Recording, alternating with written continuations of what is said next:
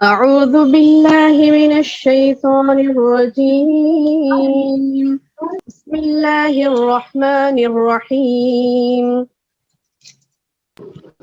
اقرأ باسم ربك الذي خلق خلق الإنسان من علق اقرأ وربك الأكرم الذي علم بالقلم علم الإنسان ما لم يعلم كلا إن الإنسان ليطغى أن رآه استغنى إن إلى ربك الرجعى أرأيت الذي ينهى عبدا إذا صلى أرأيت إن كان على الهدى أو أمر بالتقوى أرأيت إن كذب وتولى ألم يعلم بأن الله يرى كلا لئن لم ينته لنسفعا بالناصية ناصية كاذبة خاطعة فليدع ناديه سندع الزبانية كلا لا تطعه واسجد واقترب. اللہ کے نام سے جو بے انتہا مہربان نہایت رحم والا ہے. اقرأ باسم ربک الذی خلق، پڑھ اپنے رب کے نام سے جس نے پیدا کیا، جس نے انسان کو خون کے لوتھڑے سے پیدا کیا. تو پڑھتا رہ، تیرا رب بڑا کرم کرنے والا ہے، جس نے قلم کے ذریعے علم سکھایا، جس نے انسان کو وہ سکھایا جسے وہ نہیں جانتا تھا. سچ مچ انسان تو آپے سے باہر ہو جاتا ہے، اس لیے کہ وہ اپنے آپ کو بے پرواہ سمجھتا ہے. یقیناً لوٹنا تیرے رب ہی کی طرف ہے.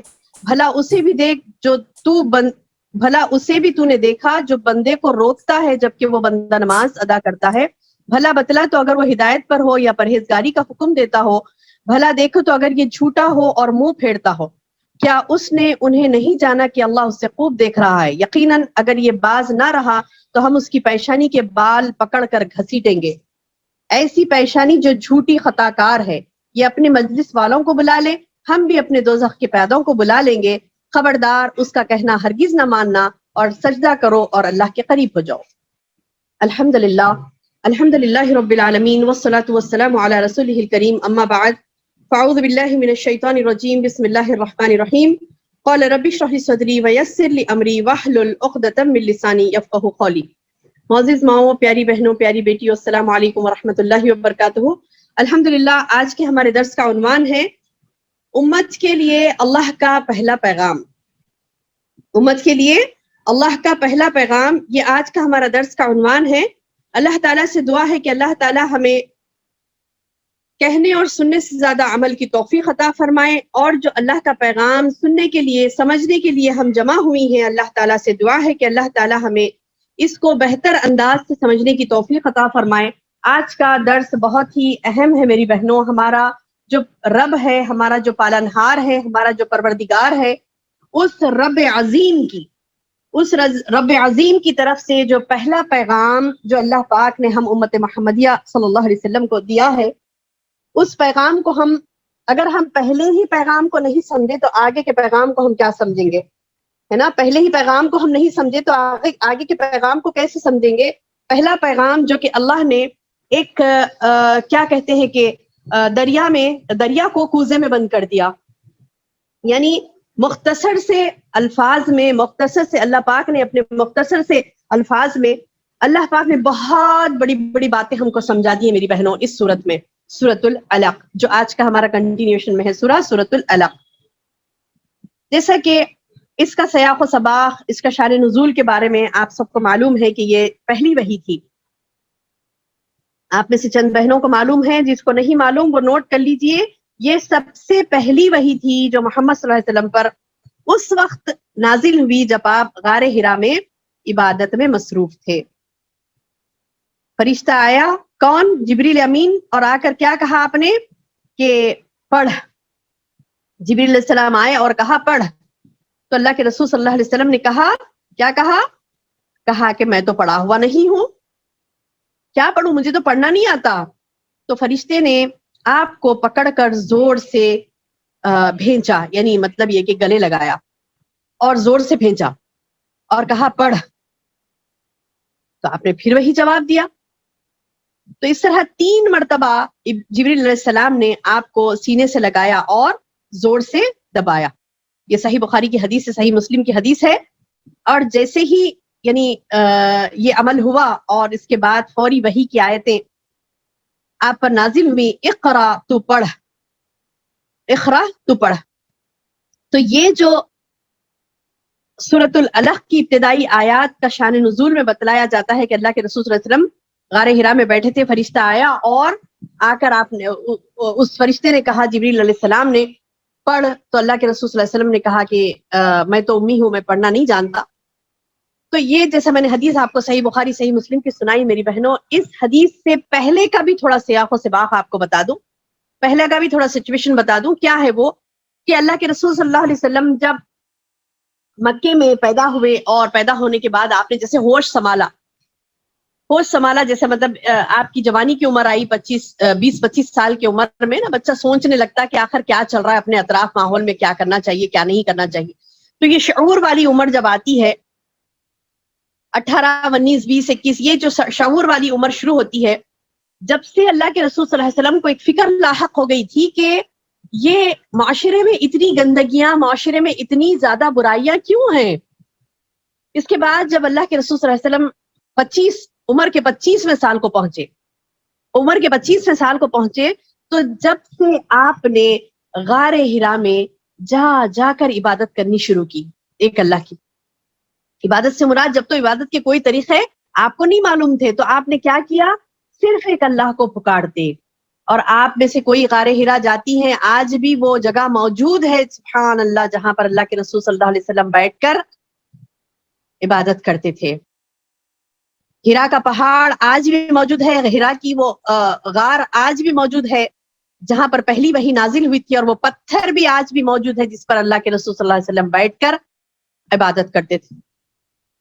آپ کو موقع ہوا، اگر آپ جاتی ہیں مکے میں اور ہرا کے پہاڑ پر چڑھتی ہیں، اس یعنی غار ہرا کے اس مقام پر جہاں اللہ کے رسول صلی اللہ علیہ وسلم بیٹھا کرتے تھے، آپ وہاں جائیں گی تو بیٹھیں گی تو آپ کو دکھے گا سامنے سارا مکہ نظر آتا ہے. وہ اسٹریٹ پہاڑی ہے، ہرا کی پہاڑی جو ہے، ہرا کی پہاڑی اسٹریٹ ہے، اور وہ پہاڑی اونچی، بہت اوپر چڑھنے کے بعد وہاں پر غار ہرا ہے. وہ غار ہرا جہاں پر اللہ کے رسول صلی اللہ علیہ وسلم بیٹھتے تھے، آج وہ پتھر بھی اسی جگہ پر موجود ہے جس جگہ پر اللہ کے رسول صلی اللہ علیہ وسلم بیٹھتے تھے. آپ وہاں بیٹھ کر دیکھیں گے تو سارا مکہ وہاں سے نظر آئے گا، مکی کی ساری وادی آپ کو نظر آئے گی. تو میری بہنوں، اللہ کے رسول صلی اللہ علیہ وسلم اس پتھر پر بیٹھتے اور دعا کرتے کہ اللہ تو اکیلا ہے، ایک ہی ہے، تیرے سوا کوئی معبود برحق نہیں ہے، اور تو مجھے سیدھی راہ دکھا تاکہ میں تمام لوگوں کو نیکی کی راہ پر لا سکوں. اللہ یہ آخر کیسے یہ لوگ سدھریں گے، کیا ان کا معاملہ ہوگا، کیسے یہ لوگ راہ راست پر آئیں گے. یہ بتوں کی پوجا کرتے تھے اور مار دھاڑ، خون، قتل، غارت گیری، ایک دوسرے کی عزت، دولت، ہر چیز کو لوٹ لیتے، اور بہت ہی کیا کہتے ہیں کہ بےہودگی کی زندگی ان کی تھی. تو میری بہنوں، جہاں شرک ہوتا ہے وہاں پر ظلم ہوتا ہے، کیونکہ شرک خود ایک ظلم ہے. جیسے اللہ نے خود قرآن میں کہا ان الشرک لظلم عظیم، شرک ظلم عظیم ہے جو بندہ اپنے آپ پہ کرتا ہے نا. وہ غیر اللہ کی عبادت کر کے اپنے آپ کو جہنم کے لیے تیار کر رہا ہے، تو وہ خود اپنے اوپر ظلم کر رہا ہے. اور وہ ظالم کیا کرتا ہے، دوسروں پر بھی ظلم کرتا ہے، جیسا کہ آج ساری دنیا میں اس بات کی گواہی آپ کو ملے گی کہ مشرک کوئی نظام نہیں سنبھال سکتا، مشرک کوئی نظام کو سنبھال نہیں سکتا. مشرک کے زیر اثر جو نظام ہوتا ہے، مشرک کے زیر اثر جو حکومتیں ہوتی ہیں، وہ فیل ہیں، فیل. آج بھی آپ اس چیز کی گواہی لے سکتے ہیں، دور حاضر میں بھی اور پچھلے ادوار میں بھی دیکھیں گے آپ تو تاریخ بھی اس بات کی گواہ ہے کہ مشرک کبھی کامیاب نہیں ہو سکتا، نہ دنیا، نہ دین، نہ دوسروں کو کامیاب کر سکتا ہے. وہ فساد ہی فساد ہے. مشرک جہاں ہوتا ہے، شرک جہاں ہوتا ہے، شرک کی کثرت جہاں ہوتی ہے، وہاں پر قتل، غارت گیری، خون، فساد یہ لازم ہے. کیونکہ اللہ کا بول بالا نہیں، وہاں پر شرک کا بول بالا ہوتا ہے، تو پھر وہ نظام بربادی کا نظام. جیسا کہ اللہ کے رسول صلی اللہ علیہ وسلم کی بعثت سے پہلے ماحول تھا عرب کا خطرناک ماحول, ایک دوسرے کو مار دھاڑ, یعنی کوئی قسم کا نظم نہیں, کوئی قسم کا قانون نہیں, جنگل راج جیسے بولتے نا, جس کا زور ہوتا ہے وہی راج کرتا ہے, تو اس طریقے کا عالم تھا مکے میں. لیکن اللہ کے رسول صلی اللہ علیہ وسلم جیسے تڑپ تڑپ کر دعائیں مانگنے لگے, 25 سال کی عمر سے جو آپ نے مانگنا شروع کیا اللہ تعالیٰ سے کہ اللہ سیدھی راہ دکھا, اور وہ راہ جن پر چل کر جس راہ پر چل کر لوگ کامیاب ہو جائیں, قتل و غارت گیری, خون, فتنہ, فساد, شرک, یہ تمام برائیاں گندگیاں مٹ جائیں معاشرے سے, اس کے لیے اللہ کے رسول صلی اللہ علیہ وسلم نے جب دعائیں مانگی تو اللہ تعالیٰ نے 40 سال کی عمر میں آپ کو نبی بنایا.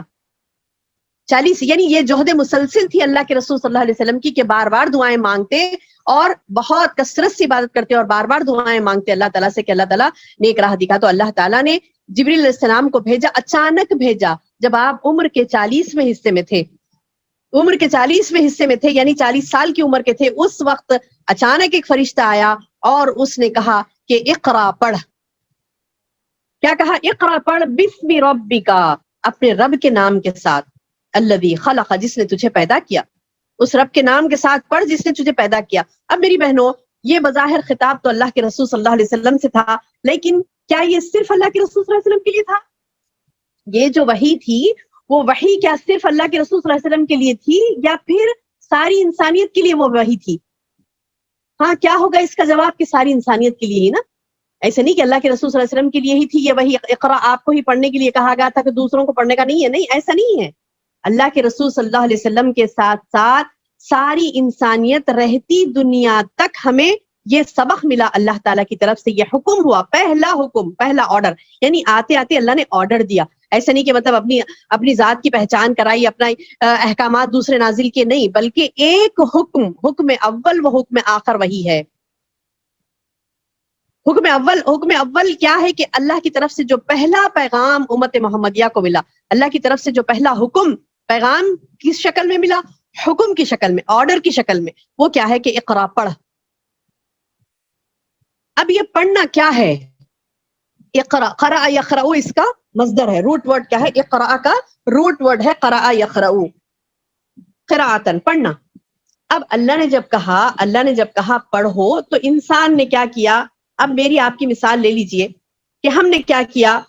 پڑھنا ہمیں کب ہے؟ ہمیں تو پڑھنا ہے نرسری, ایل کے جی, یو کے جی, فرسٹ, سیکنڈ, تھرڈ, فورتھ, جیسا میں نے پچھلے بھی درس میں آپ کو بتایا کہ ہم نے اسٹڈیز میں جو پڑھنا ہے ہمیں, وہ پڑھنا ہم نے کہاں تک لیا؟ صرف اکیڈمکس کی حد تک لیا.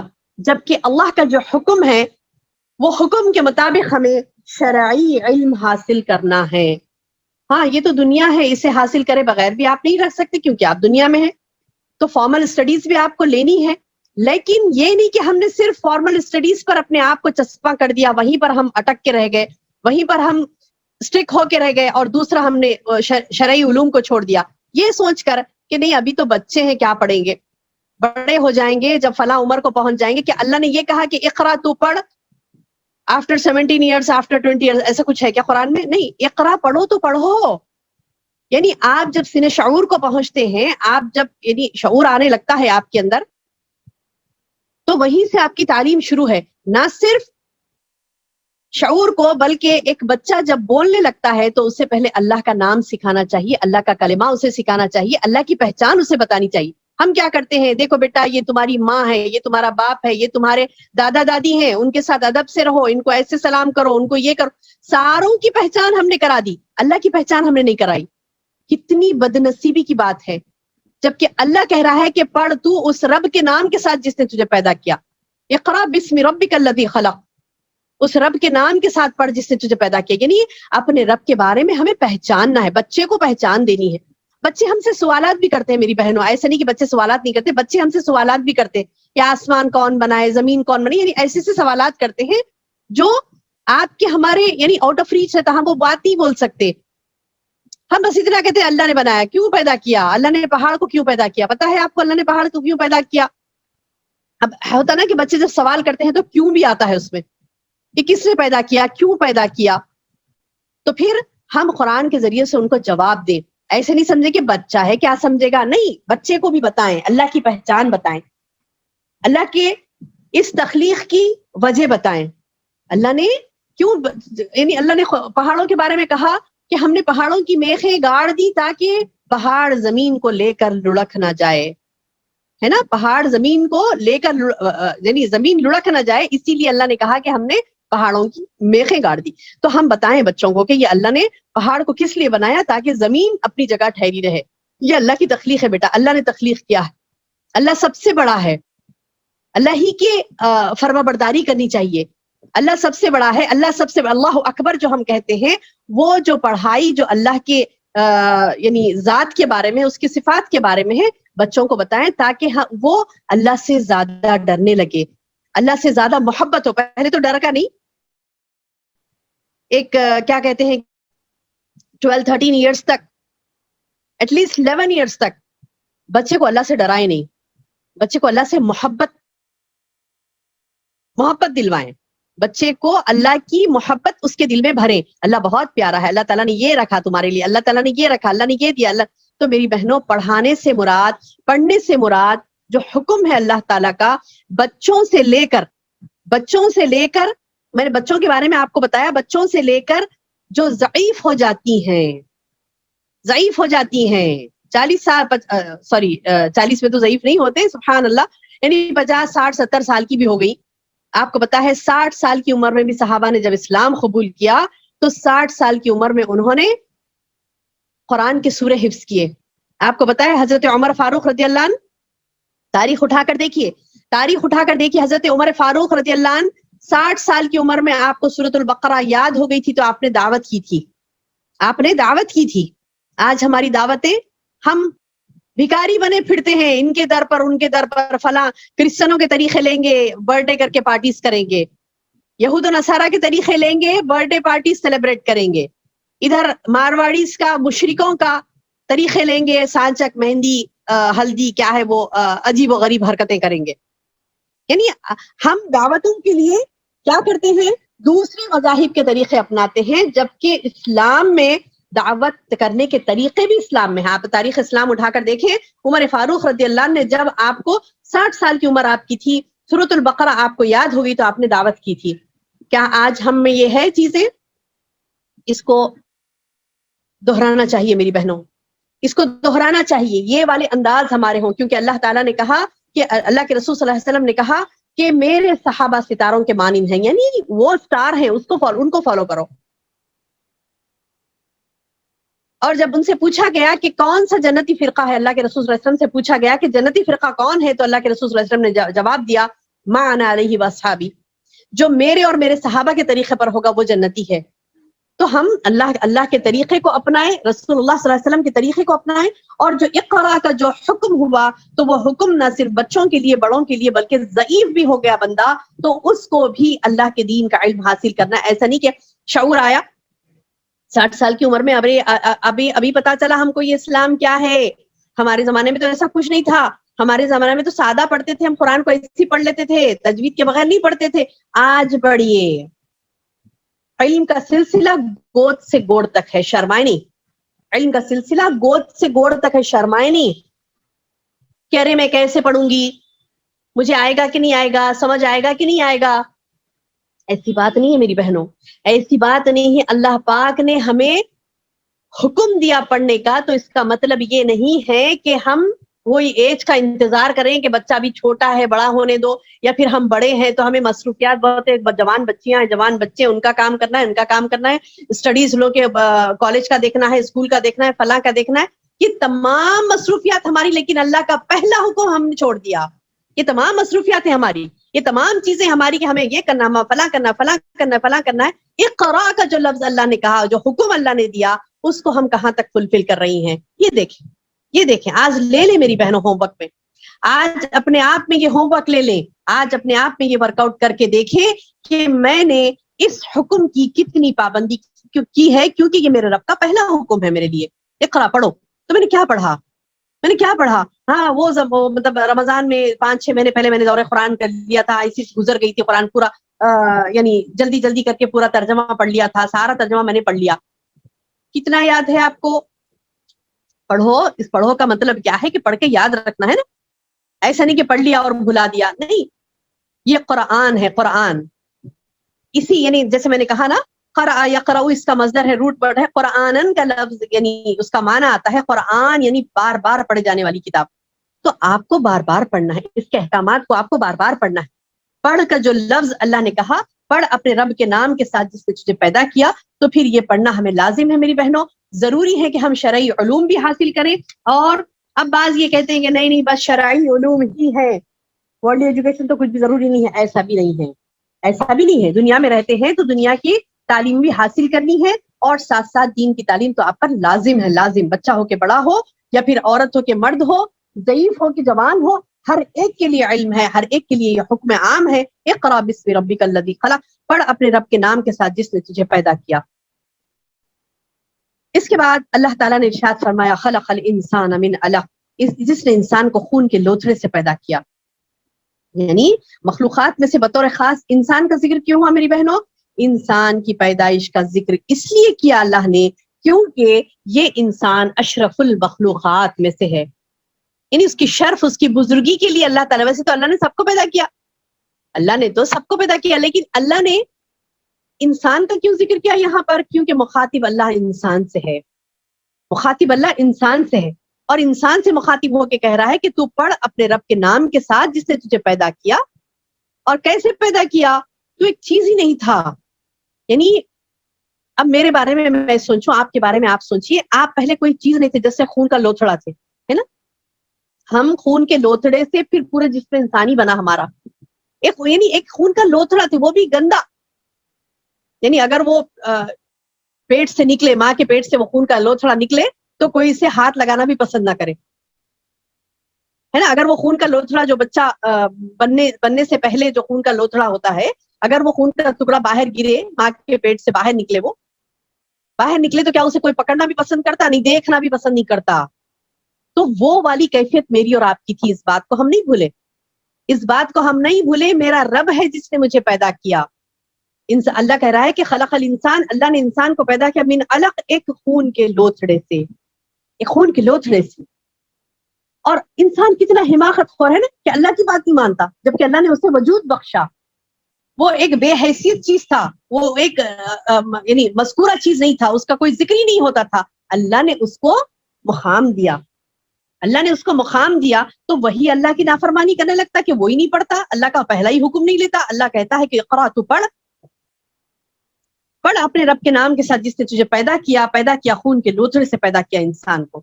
اقرا، تو پڑھ، وربک الاکرم، تیرا رب کرم کرنے والا ہے. تو پڑھ، تیرا رب کا. دیکھیے بہنوں، جب بندہ نا یہ سوچتا نا کہ پڑھنا ہے تو پھر ہاں مجھے پڑھنا نہیں آتا، یا پھر میں کیسے پڑھوں، جیسا کہ اللہ کے رسول صلی اللہ علیہ وسلم نے کہا تھا کہ میں کیسے پڑھوں، میں تو پڑھنا نہیں جانتا. آپ بالکل الف با تا سا بھی آپ کو نہیں آتا تھا. اللہ کے رسول صلی اللہ علیہ وسلم کو امی تھے آپ. امی سے مراد کیا ہے؟ بالکل بھی آپ کو پڑھائی نہیں آتی، لیکن اللہ نے سکھلایا. اللہ نے کہا کہ تم پڑھو، تو اللہ کے رسول صلی اللہ علیہ وسلم پڑھنے لگے. اب آپ کو، مجھے، ہم سب کو یہ حکم ہے کہ تم پڑھو، تمہارا رب کرم کرے، یعنی تمہارے رب کے ذمے ہے کہ وہ تمہیں پڑھا دے گا. آج ہمیں موقع ہے کہ ہم پڑھ سکتی ہیں. سانس اکھڑنے کے بعد ہمیں موقع نہیں رہے گا میری بہنوں پڑھنے کا. صحت کو غنیمت جانو، بیماری سے پہلے. صحت مند ہے، چلنے پھرنے کے قابل، بات سمجھ آ رہی ہے، دماغ ابھی کام کر رہا ہے. ایک وقت آئے گا نا کہ مطلب آگے بہت سال جی لیے تو اس کے بعد دماغ بھی مفقود ہو کے رہ جاتا ہے. نہیں، آج وہ وقت ہے ہمارے لیے، تو ہم برابر علم حاصل کریں، کیونکہ اللہ کہتا ہے کہ تم پڑھو، تمہارا رب تم پر کرم کرے گا. آج جو میری بہنیں جو سٹرگل کر رہی ہیں، ان تمام کے لیے میرا خاص پیغام ہے. آج جو میری بہنیں لیول 1 میں، لیول 2 میں، لیول 3 میں، لیول 4 میں، لیول 5، جتنی بھی لیولز میں آپ لوگ پڑھ رہی ہیں، تو یہ خاص میری اسٹوڈنٹس کے لیے خاص اللہ کا پیغام کی طرف سے میں آپ کو ایک نقطہ سمجھانا چاہوں گی. اللہ کے اس پیغام کو لے کر ایک پوائنٹ آپ کو بولنا چاہوں گی کہ میری بہن، آپ نا امید نہ ہو. آج ہماری بہنیں بڑی جلدی نا امید ہو جاتی ہیں کہ میں بیمار ہو گئی، مجھ سے نہیں ہو پائے گا، میرے فلاں مطلب شوہر کا یہ معاملہ ہو گیا، مجھ سے نہیں ہو پائے گا، میری بیٹی کی شادی ہے، مجھ سے نہیں ہو پائے گا، میرے خاندان میں فلاں لوگ آئے تھے، مجھ سے نہیں ہو پائے گا. ابھی تو عید الاضحیٰ کے دن شروع ہونے والے ہیں انشاءاللہ.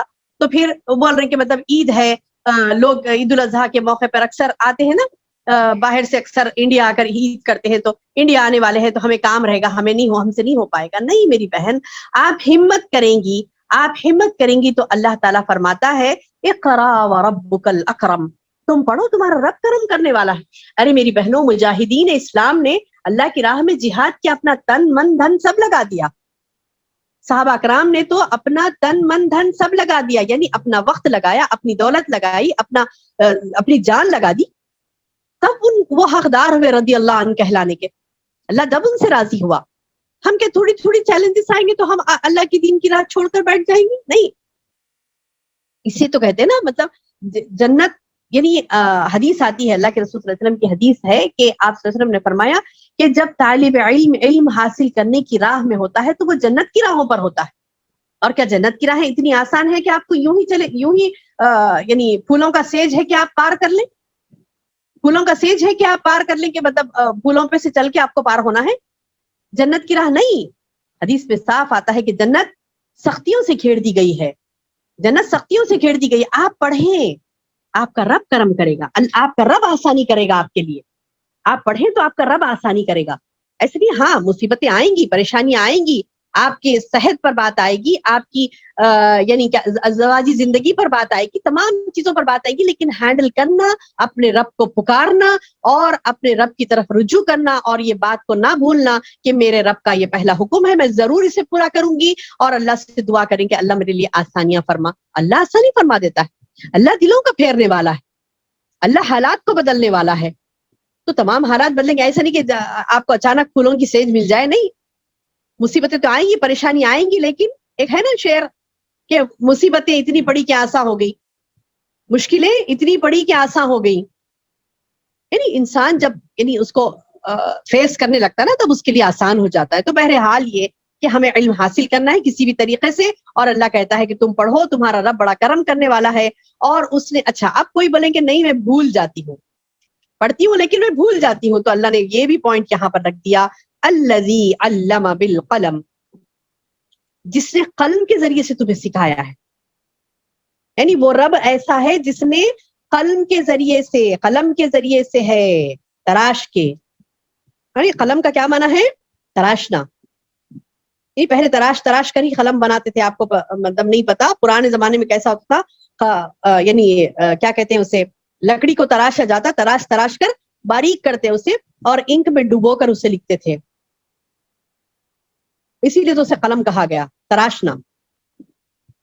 کچھ ایسا ہوتا ہے کہ کچھ علم انسان کے ذہن میں ہوتا ہے، کچھ اس کے ذہن سے نکل جاتا، تو انسان کو کیا کرنا ہے؟ لکھ لینا ہے. تو وہ قلم کے ذریعے سے کاغذ پر یا پتھر پر جس پر بھی لکھ لیتا ہے، اور تو وہ لکھنے کے بعد وہ کیا کرتا ہے؟ اسے بار بار دوہرا کر اسے حفظ کرتا ہے، یاد کرتا ہے. تو لکھنا، یاد کرنا، اس سے کیا ہوتا ہے میری بہنوں؟ ذہن و حافظے میں اضافہ ہوتا ہے.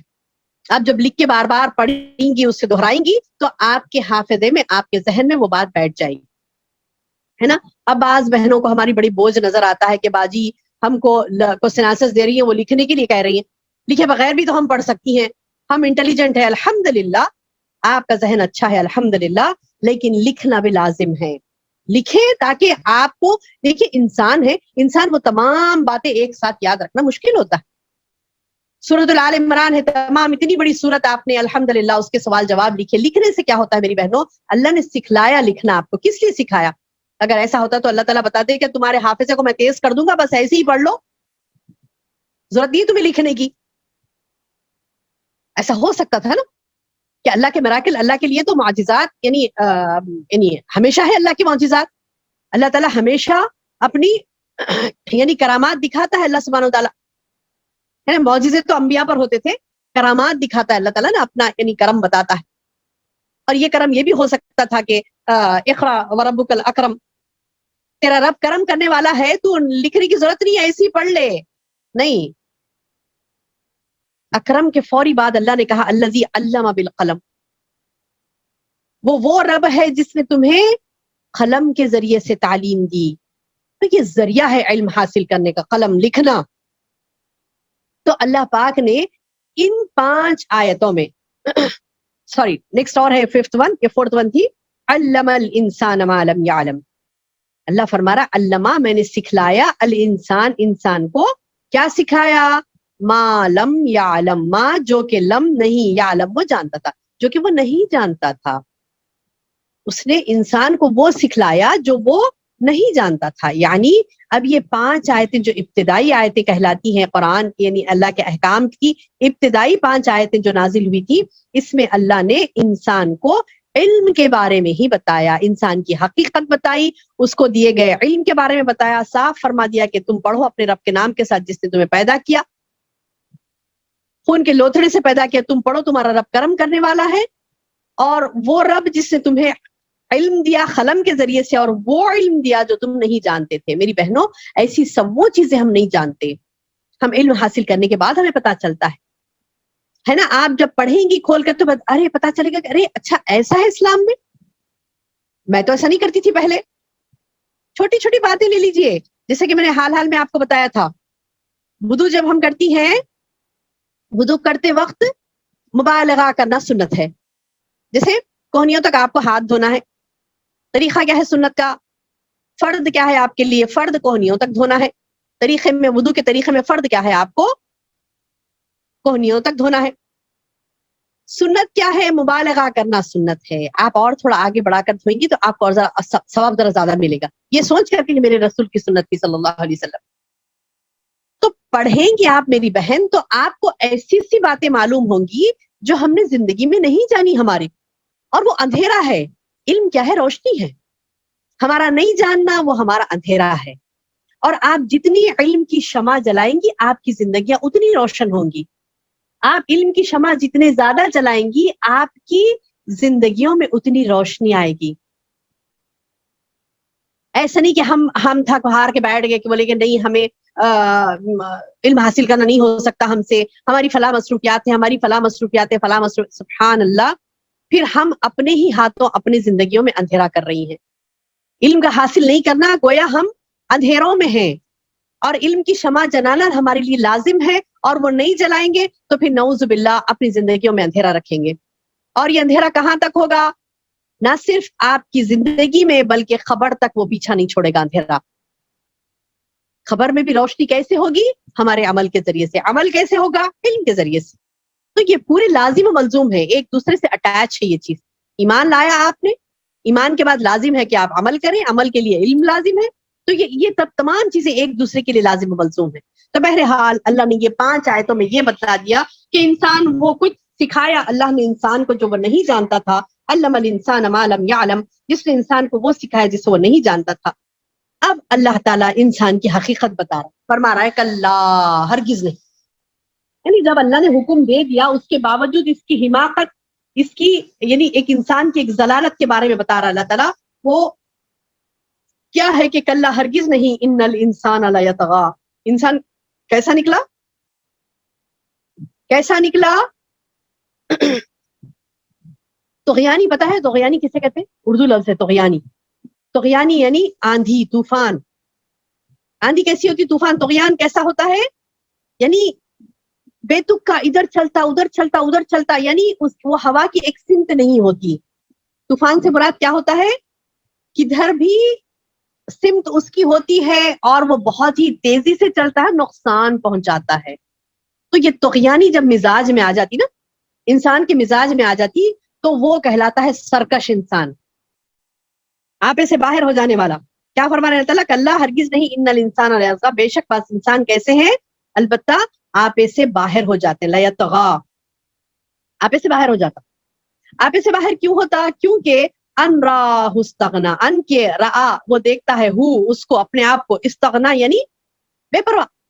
کیا سمجھ رہا ہے اس کے اوپر کوئی نہیں ہے, اس کا رب ہے ہی نہیں جو اسے دیکھ رہا, نعوذ باللہ. وہ ایسا سمجھ رہا ہے کہ اس کا رب ہے ہی نہیں, اسے نہیں دیکھ رہا. وہ اپنے آپ کو لاپرواہ بے پرواہ کر لیا, اس نے مستغنا کر لیا, یعنی اپنے آپ کو بے نیاز کر لیا, اپنے آپ کو بے پرواہ کر لیا.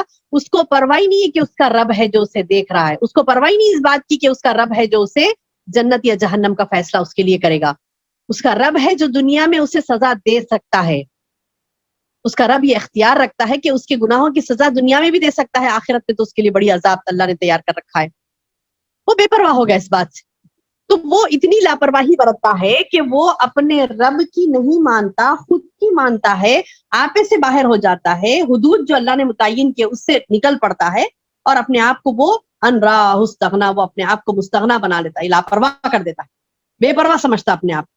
تو اللہ تعالیٰ بتا رہے ہیں نہیں، انا بے شک، الی ربک الرجع، تیرے رب کی طرف تجھے لوٹنا ہے، مت بھول اس چیز کو، لاپرواہ مت ہو جا، مت بھول اس چیز کو کہ تجھے تیرے رب کی طرف لوٹنا ہی ہے۔ انا الی ربک الرجع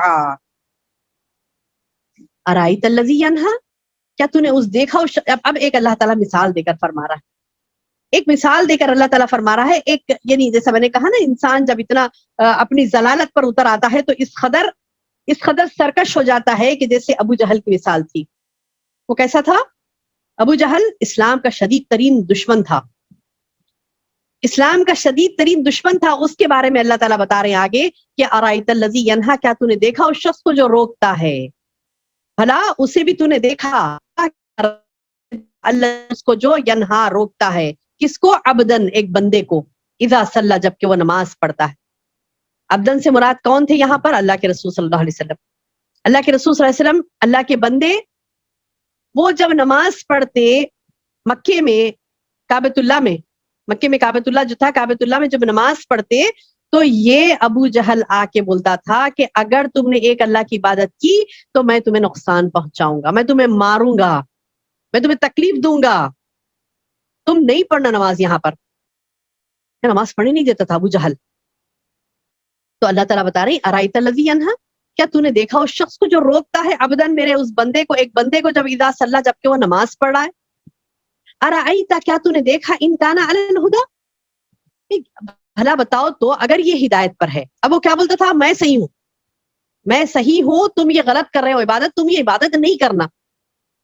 ارے سبحان اللہ، اللہ تعالیٰ بتا رہے ہیں کہ دیکھو اگر یہ ہدایت پر ہوتا، او امر بالتقوی، یا پھر کوئی تقوی کا حکم دیتا، پرہیزگاری کا حکم دیتا، یعنی اگر یہ واقع میں حق پہ ہے، اچھا ہے، تو اسے چاہیے کہ وہ اچھائی کا حکم دے۔ ایک نیک کام سے، ایک عمل سے کیوں روک رہا ہے جبکہ اس کا کوئی نقصان نہیں ہو رہا ہے؟ نہ ابو جہل کا اس میں کوئی نقصان تھا، نہ اس پہ کسی کو کوئی تکلیف پہنچ رہی تھی، وہ اپنی نماز پڑھ رہے تھے اللہ کے رسول صلی اللہ علیہ وسلم۔ تو اللہ تعالیٰ بتا رہی کہ اگر یہ ہدایت پر ہے تو اس کو چاہیے تھا کہ نیکی کا حکم دیتا، یہ نیکی سے روک رہا ہے، یہ تو ایسا بدماش ہے، خود اپنے آپ کو اچھا کہہ رہا ہے جبکہ کیا کر رہا ہے؟ نیکی سے روک رہا ہے بندے کو۔ ارایت، کیا تو نے دیکھا، ان کذب وتولی، بھلا دیکھو تو اگر یہ جھٹلاتا ہو اور منہ پھیرتا ہو، یعنی اس کی کیسی صفت تھی ابو جہل کی کہ اللہ کے پیغمبر کو جھٹلاتا تھا، ایمان سے پلٹ جاتا، بولتا کہ میں ایمان نہیں لاؤں گا، اے محمد میں تم پر ایمان نہیں لاؤں گا، نعوذ باللہ۔ تو اللہ تعالیٰ بتا رہی کہ بھلا بتلاؤ تو، ارایتا، کیا تو نے دیکھا اس شخص کو، بھلا بتلاؤ تو، ایسے معنی آتے ہیں ارایتا، بھلا بتلاؤ تو، یا کیا تو نے دیکھا اس شخص کو، دیکھو یعنی اللہ تعالیٰ بتا رہی، نام نہیں لیا اللہ نے اس کا، لیکن یہ پوری یعنی سیاق و سباق میں مفسرین بھی کہتے ہیں کہ یہ ابو جہل کے بارے میں آیت نازل ہوئی کہ وہ اللہ کے رسول صلی اللہ علیہ وسلم کو نماز سے روکتا تھا۔ تو اللہ نے کہا کہ دیکھو اگر یہ ہدایت پر ہوتا تو وہ تقوی کا حکم دیتا، بھلا دیکھو تو اگر یہ جھٹلاتا ہو، منہ پھیرتا ہو، تو کیا اس نے نہیں جانا کہ اللہ اسے دیکھ رہا ہے؟ اللہ تعالیٰ سوال کر رہے، الم یعلم بان اللہ یرا، کیا وہ نہیں جانتا کہ اللہ اسے دیکھ رہا ہے؟ یعنی جو بھی سرکشی کرتا ہے، جو بھی اللہ کی نافرمانی کرتا ہے، اسے دیکھنا چاہیے، اسے یہ بات نہیں بھولنا چاہیے کہ اللہ ہے، اسے دیکھ رہا ہے، اللہ ہے، اسے دیکھ رہا۔ ارایت ان کذب وتولی، کیا دیکھو تم اس شخص کو جھٹلاتا، وہ منہ پھیرتا ہے کہ الم یعلم بان اللہ یرا، کیا لم نہیں، یعلم وہ جانتا، الم یعلم کیا وہ نہیں جانتا، بان اللہ یرا کہ اللہ اسے دیکھ رہا ہے؟ اللہ ہرگز نہیں، لئن لم ینتہی اگر وہ باز نہیں آیا۔ اب اللہ تعالیٰ نے کہا کہ دیکھو جب اللہ کے رسول صلی اللہ علیہ وسلم نے ابو جہل کو پیغام پہنچایا نا میری بہنوں، تو اس نے منہ پھیرا، منہ موڑا، اللہ کے رسول صلی اللہ علیہ وسلم کو نماز سے روکا اور جھٹلایا، منہ پھیر لیا، تو اللہ تعالیٰ بتا رہی کہ یہ تمام اس کے اوپر اتمام حجت ہو گیا، یعنی اس کو صحیح راہ بتلا دی گئی۔ وہ اب اگر باز نہیں آیا، کلا ہرگز نہیں، لئن لم ینتہی اگر وہ یعنی انتہا کہتے روکنا، لئن لم ینتہی اگر وہ باز نہیں رہا، لنسفعا بالناصیہ ہم ضرور اس کے پیشانی کے بال پکڑ کر گھسیٹیں گے، یعنی نبی صلی اللہ علیہ وسلم کی مخالفت، ان کی دشمنی، بار بار سمجھانے کے باوجود دشمنی کر رہا ہے، اپنی حرکتوں سے باز نہیں آ رہا ہے، سمجھانے کے باوجود دشمنیاں کر رہا ہے، اپنی حرکتوں سے باز نہیں آ رہا ہے، تو اللہ تعالیٰ بتا رہی کہ اگر یہ اپنے حرکتوں سے باز نہیں رہا، اپنے حرکتوں سے باز نہیں رہا، ہدایت کی راہ پر نہیں آیا، تقوی کا حکم نہیں دیا، جھٹلایا، منہ پھیر لیا، تو دشمنی میں آگے بڑھ گیا اللہ کے رسول صلی اللہ علیہ وسلم کی، نماز سے روک رہا تھا، اگر اس نے یہ حرکتیں نہیں چھوڑی تو اللہ تعالیٰ بتا رہی کہ میں ضرور اس کے پیشانی کے بال پکڑ کر گھسیٹوں گا. ایسی پیشانی ناسیتن کاذبۃ، ناسیتن کاذبۃ خاطئۃ، یعنی ناسیہ پیشانی، کیسی پیشانی؟ کاذبہ جھوٹی، خاطیہ خطا کار، یعنی وہ پیشانی ایسی ہے جو، یعنی وہ پیشانی سے مراد وہ صاحب جس کا یہ عمل ہے، جھٹلانا، اللہ کے رسول صلی اللہ علیہ وسلم کی مخالفت کرنا، دشمنی کرنا، نماز پڑھنے سے روک دینا، تو اللہ تعالیٰ بتا رہی کہ یہ اپنی بڑی پیشانی لے کے کہتے نا کہ ان کی پیشانی بڑی اپنی اکڑا کے ٹھہرا کرتا ہے کہ میں بھی بڑا زور آور ہوں، تو اللہ تعالیٰ بتائے کہ یہ جھوٹی خطا کار پیشانی ہے، یہ اپنے فعل میں جھوٹا ہے، تو میں ضرور اسے پکڑوں گا، اس پیشانی کو جو ناسیتن کاذبۃ خاطیہ، جھوٹی اور خطا کار. اب اس پر حماقت بھی اس کی ایسی رہتی تھی، وہ بولتا تھا کہ میں فلاں کر دوں گا، ایسا کر دوں گا، ویسا کر دوں گا، میں یہ ہوں، میں وہ ہوں، تو اللہ تعالیٰ بتائے ٹھیک ہے. وہ کہتا تھا میرے جتھے ہیں، اے محمد تمہارے پاس کیا ہے؟ میں تو سردار ہوں، میرے پاس تو ایک بڑی کیا کہتے ہیں کہ جمعیت ہے میرے ساتھ، ایک جتھا ہے میرے ساتھ لوگوں کا. تو اللہ تعالیٰ بولے ٹھیک ہے، فلیدعوا نادیہ، یہ اپنے مجلس والے کو بلا لیں، سندعو الزبانیہ، پھر ہم بھی دوزخ کے پیادوں کو بلا لیں گے. یعنی حدیث میں آتا ہے کہ محمد صلی اللہ علیہ وسلم جب خانہ کعبہ کے پاس نماز پڑھ رہے تھے تو ابو جہل گزرا، وہاں سے گزرا. حدیث سنا رہی ہوں، غور سے سنیے کہ نبی صلی اللہ علیہ وسلم جب خانہ کعبہ کے پاس سے گزر رہے تھے تو ابو جہل گزرا اور کہا کہ اے محمد میں نے تجھے نماز پڑھنے سے منع نہیں کیا تھا. کیا بولا ابو جہل کہ اے محمد کیا میں نے تجھے نماز پڑھنے سے منع نہیں کیا تھا؟ اور آپ سے سخت دھمکی آمیز باتیں کرنے لگا، دھمکانے لگا اللہ کے رسول صلی اللہ علیہ وسلم کو. تو آپ نے کڑا جواب دیا، آپ نے پلٹا کر، نبی صلی اللہ علیہ وسلم نے پلٹا کر اس سے کڑا جواب دیا. تو کہنے لگا اے محمد تو مجھے کس چیز سے ڈراتا ہے؟ اللہ کی قسم اس وادی میں سب سے زیادہ میرے حمایتی میرے مجلس والے ہیں. کیا بولا؟ اس وادی میں یعنی مکے میں سب میں زیادہ میرے حمایتی ہیں بولے. تو اس بات پر یہ آیت نازل ہوئی کہ سندعو الزبانیہ فلیدعوا نادیہ سندعو الزبانیہ، یہ آیت نازل. تو اس کا مطلب کیا ہے میری بہنوں؟ جب مومن اپنے موقف میں، جب مومن اپنے اسٹینڈ میں مضبوط ہوتا ہے، اپنے ایمان میں مضبوط ہوتا ہے، تو وہ کسی سے نہیں ڈرتا. سمجھے؟ یعنی مومن جب اسٹرانگ ہوتا ہے، ایمان والا ہوتا ہے، تو وہ کراڑا جواب دیتا ہے، اور اللہ کا بندہ جب وہ بن جاتا ہے تو وہ بندہ کسی سے نہیں ڈرتا، کیونکہ اس کے ساتھ اللہ کی حمایت ہوتی ہے. جیسے اس نے کہا نا کہ وادی بھر میں میرے مطلب کوئی بھی مطلب کس بات سے تم ڈرا رہے ہیں محمد مجھے؟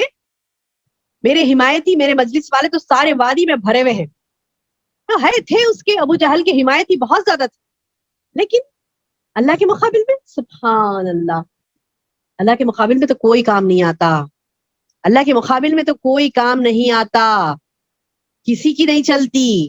اللہ تعالیٰ بولے ٹھیک ہے، اسے کہو فلیدعوا نادیہ، اسے کہو کہ بلا لے اپنے مجلس والوں کو، سندعو الزبانیہ، ہم بھی دوزخ کے پیادوں کو بلا لیں گے.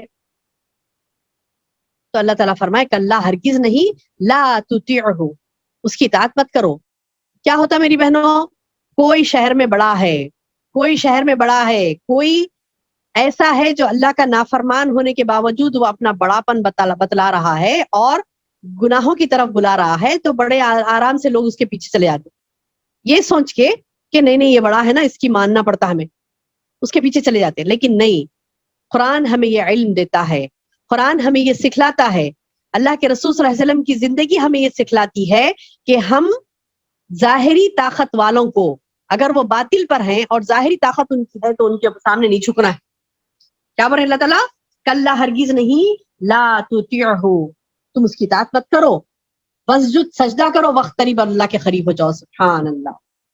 یعنی اللہ یہ حکم دیتا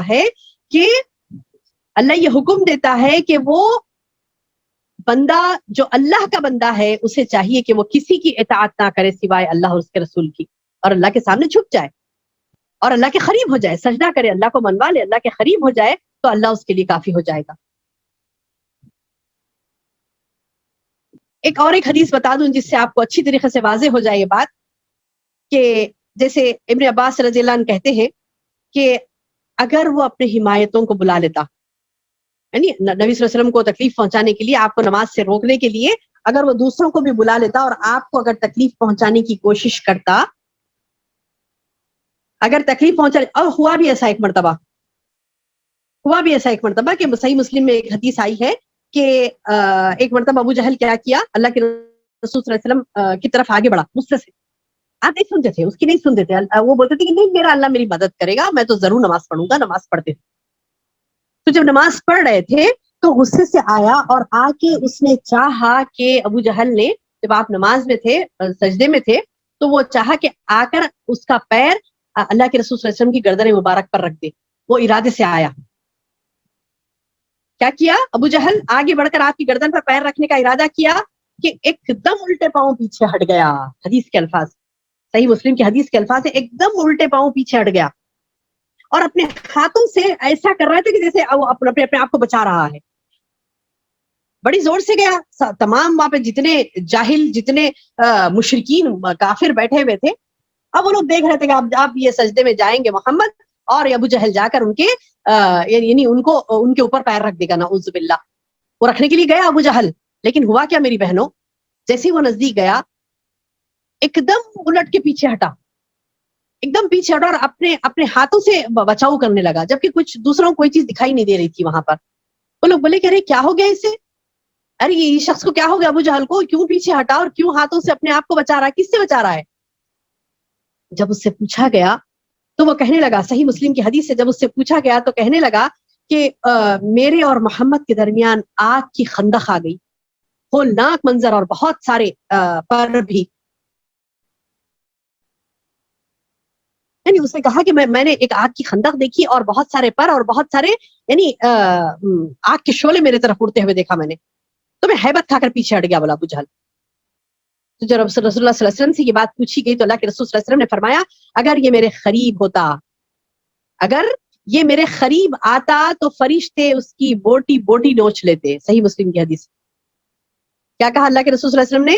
اگر یہ میرے قریب آتا تو فرشتے اس کی بوٹی بوٹی نوچ لیتے، اور اللہ نے تو صاف کہہ دیا نا، سندع الزبانیہ، میں بھی بلاؤں گا نا اپنے دوزخ کے داروغوں کو، داروغے کس سے بولتے ہیں؟ پولیس والوں کو بولتے داروغہ، یعنی طاقتور لشکر جس کا کوئی مقابلہ نہیں کرتا، اللہ کے لشکر کا کوئی مقابلہ ہی نہیں کر سکتا، اس کو کہنے کے باوجود وہ آیا تھا اللہ کے رسول صلی اللہ علیہ وسلم کو تکلیف پہنچانے، تو اللہ تعالیٰ نے کہا کہ تیرے پیادے، تیرے مجلس والے کوئی نہیں بگاڑ سکتے اللہ کا، کیونکہ ویسے پیچھے ہٹ گیا، ہیبت تھا کہ پیچھے ہٹ گیا اور اللہ کے رسول صلی اللہ علیہ وسلم کو ہاتھ نہیں لگایا اس نے، اور آپ برابر نماز پڑھتے رہے۔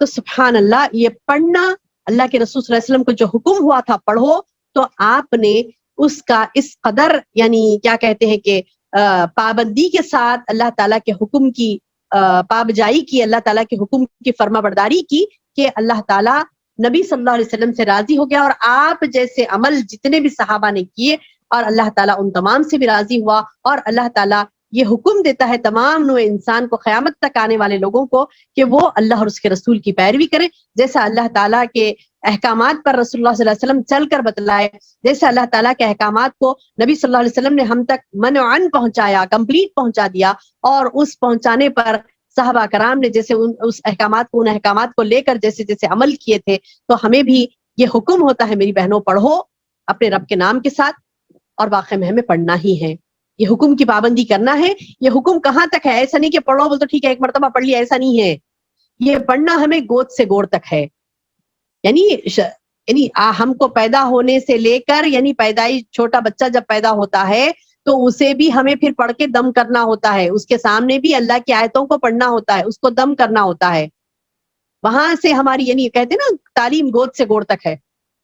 آپ کا جو عمل ہوگا دیکھتے دیکھتے ہوں گے نا, چھوٹے چھوٹے بچے, ہم نماز پڑھتے ہیں تو چھوٹے چھوٹے بچے بھی آ کر ہمارے جیسے سجدے کرنے لگتے ہیں, تو کتنا پیار آتا نا ہم کو دیکھ کر کے, اللہ کتنا پیارا. یہ جیسے میں نماز پڑھتی ہوں نا, آ کر بچہ سجدہ کرتا ہے تو ہمیں کیسی خوشی ہوتی ہے نا کہ ارے میرا بچہ کیسا سجدہ کر رہا. تو دیکھیے آپ تصور کریے 70 ماؤں کی محبت والا, یعنی وہ رب جس کے پاس 70 سے مراد 70 ہی نہیں, ان لمیٹڈ اس کے پاس محبت ہے اللہ تعالیٰ کے پاس. تو وہ محبت والا رب کتنا خوش ہوتا ہوگا بندے سے. تو ہماری تعلیم, ہمارا علم, ہمارا پڑھنا میری بہنوں گود سے گور تک ہے. گود یعنی مرے دم تک, مرے دم تک ہمیں اللہ تعالیٰ کے دین کا علم حاصل کرنا ہے, اس پر عمل کرنا ہے. تو یہ پہلا پیغام ہمارے لیے آخری سانس تک ہے. اللہ کا یہ پہلا پیغام ہمارے لیے میری بہنوں آخری سانس تک ہے. اسی لیے میں نے کہا کہ اللہ تعالیٰ نے اپنے اس پیغام میں ایک سمندر کو کوزے میں بند کر دیا. یعنی ہماری زندگی کا جو ہر لمحہ ہمارے علم کے بغیر وہ ادھورا ہے. ہم اگر شریعت کا علم حاصل نہیں کریں گے تو پھر وہ زندگی کا وہ پہلو ہمارا اندھیرے میں گزرے گا. نہیں, ہمیں علم کی شمع جلانا ہے اور اسے جلائے رکھنا ہے. کب تک؟ ہماری زندگیوں تک. اللہ تعالیٰ سے دعا ہے کہ اللہ تعالیٰ ہمیں اس کے ہر عمل پر پڑھنے, اس کے ہر عمل کو جاننے کی ہمیں توفیق عطا فرمائے اور اس پر عمل کرنے کی توفیق عطا فرمائے, کہنے اور سننے سے زیادہ عمل کی توفیق عطا فرمائے. سبحان ربک رب العزت عما یصفون وسلام علی المرسلین والحمد للہ رب العالمین.